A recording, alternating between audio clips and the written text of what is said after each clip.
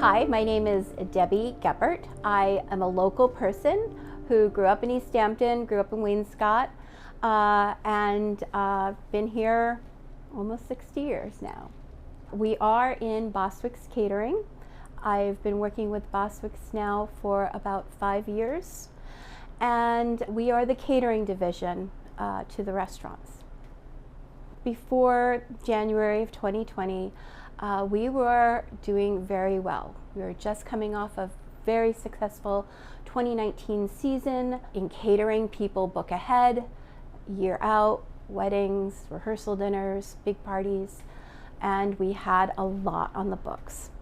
Our spring and fall, where we do the big events, the weddings, the rehearsal dinners, those were locked in, and we had received, confirmation through deposits on those things. So as the months moved into March and April, and we're realizing the severity of this, of course the phone will start ringing. These are big life events. None of them are easy to have that conversation with.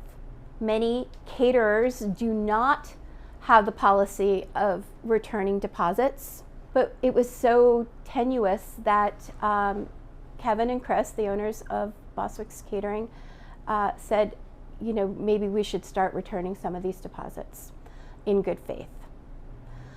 This situation lasted for more than a year, and there was one particular client who, at the tail end of this, a wedding, we ran into so many different loopholes. As they started to lift restrictions in catering halls, off-premise catering was not granted those same numbers. They don't think of the Hamptons estates being larger than a catering hall and us being outside. We were more protected, but because it was New York State, they're thinking of upstate New York, backyard barbecues, people coming together, not socially distancing. We actually formed a coalition, and we petitioned New York State, imploring them to please revisit these guidelines. It was 3 weeks before the wedding that we finally got approval for a 125 person wedding, and we literally lived in prayer and hope that that wedding was actually going to take place. My fear as being director of catering was, I am out of a job if I don't figure something out. So in this space that we're in now, I thought, well, maybe we can still feed people on a to-go basis. They could call in an order.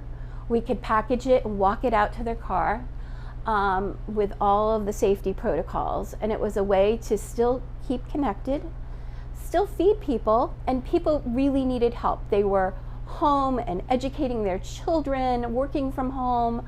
We started with comfort food because everyone needed to be comforted, right?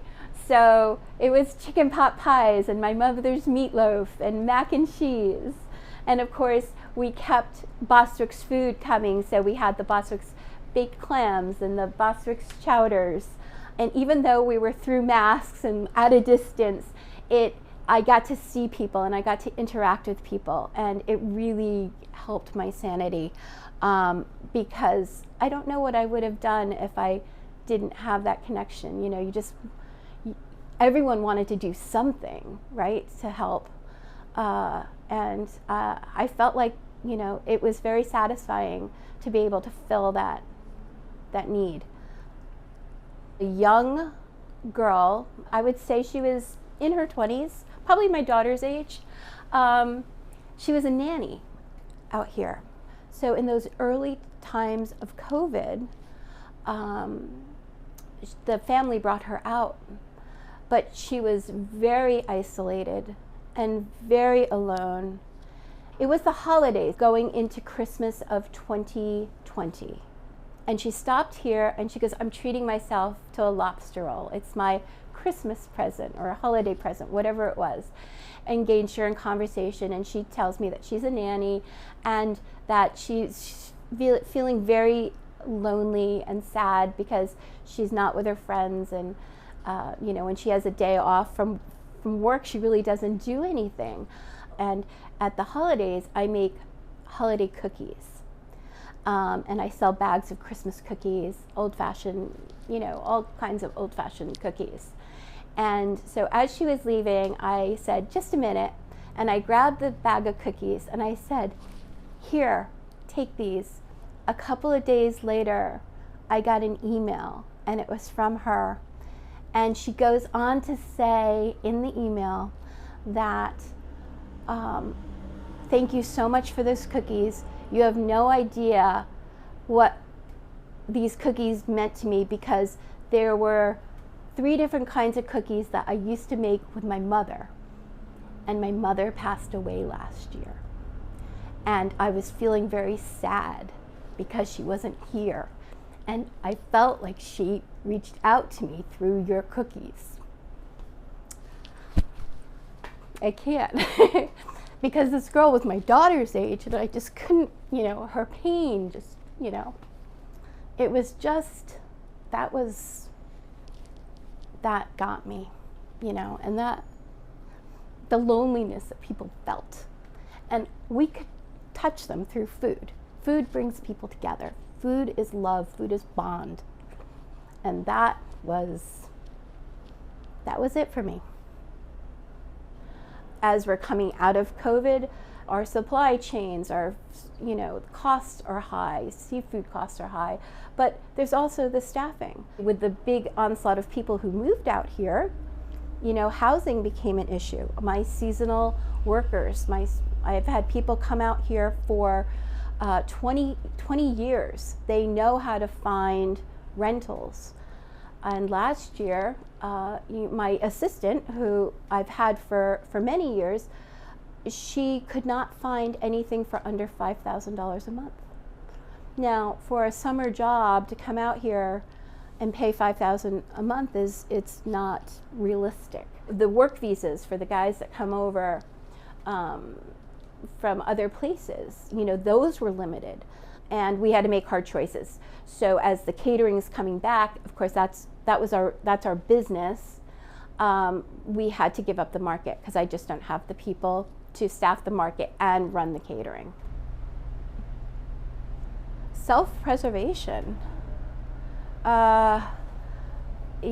You had to really learn how to live with yourself, right? You got to know yourself pretty well through this pandemic, and you had to learn how to live with yourself. It's you had to self-preservation. Yeah, if you were going to come out of this a whole person, you had to figure it out. And that's, I think that was the reason for everything that I did here. It was self-preserving. Like if I didn't have my customers that I was dealing with on that daily basis, I would not be this person I am today if I was shut into my house. I would like to think that I would have thought of something else to do, but that was my little pivot in my work life to keep going and to serve and self-preserve.